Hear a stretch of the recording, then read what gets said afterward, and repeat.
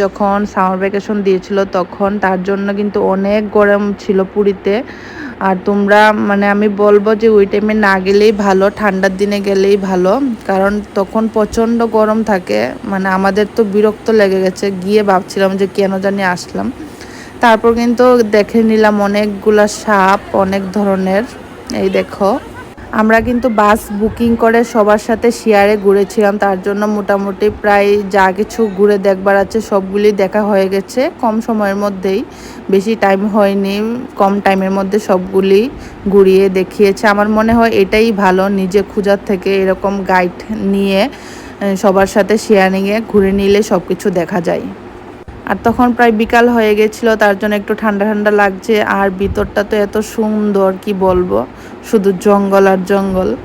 আর ঠান্ডাও লাগছিল তখন, খুব ভালো লাগছিল। রাস্তাগুলি দেখো কি সুন্দর। এটা কিন্তু জুটার ভিতরে, এক জায়গা থেকে আরেক জায়গার মধ্যে যেতে অনেকটাই সময় লাগে ঘুরে ঘুরে দেখতে। তার জন্য কিন্তু ভিতরে ওই গাড়িগুলো আছে, তোমরা খুব সুন্দর করে দেখতে পারবে। কিন্তু আমরা নেইনি, কারণ আমাদের একদম সময় কম ছিল, তার জন্য হেঁটে যতটুকু পারলাম অতটুকুই দেখলাম।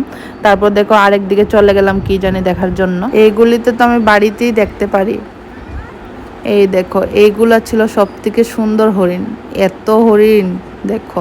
আমরা কিন্তু বিয়ের পর থেকে ভাবছিলাম পুরী যাব পুরী যাব, কিন্তু এত বছর পরে এখন আমরা যেতে পারলাম। কারণ ভগবান না চাইলে পুরীতে যাওয়া যায় না, কথাটা কিন্তু একদম সত্যি। এবার কিন্তু হঠাৎ করে আমরা চলে গেলাম।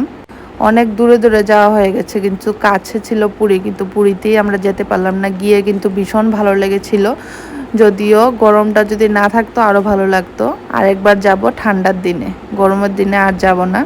তো দেখো আরও অনেক ধরনের পাখি কি কি দেখলাম। আর ম্যাপটা দেখো কত বড়, মানে জুটা দেখো কত বড়, আমরা এর অর্ধেকটাও দেখিনি। তারপর কিন্তু বেরিয়ে ফুচকা খেলাম, আরও ওইখানের কি একটা খাবার ছিল এটা খেলাম।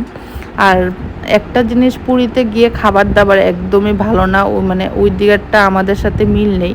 তো গাড়ি দিয়ে যাওয়ার সময় হঠাৎ করে কি একটা দেখতে পেলাম, দেখো মাটি দিয়ে বানানো হয়েছে, নদীর সাইডে মাটি দিয়ে বানানো হয়েছে দেখো। তারপর কিন্তু গিয়ে দই বড়া, তারপর আরও কী খেলাম। দই বড়াটা ওইখানের ফেমাস, কিন্তু আমার একদমই ভালো লাগেনি, কি বলবো। পুরীতে গেলে খাওয়া দাওয়ার কিন্তু অনেকটাই প্রবলেম হয়, কারণ ওইখানে বাঙালি খাবার খুব কমই পাওয়া যায়।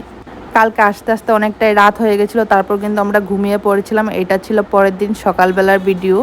তো চলো এই ভিডিওটা পরে আরেকটা ভিডিওর মধ্যে শেয়ার করব। তো এই ভিডিওটা এখানে শেষ করছি। সবাই ভালো থেকো, সুস্থ থেকো। চলো আজকের জন্য আসি।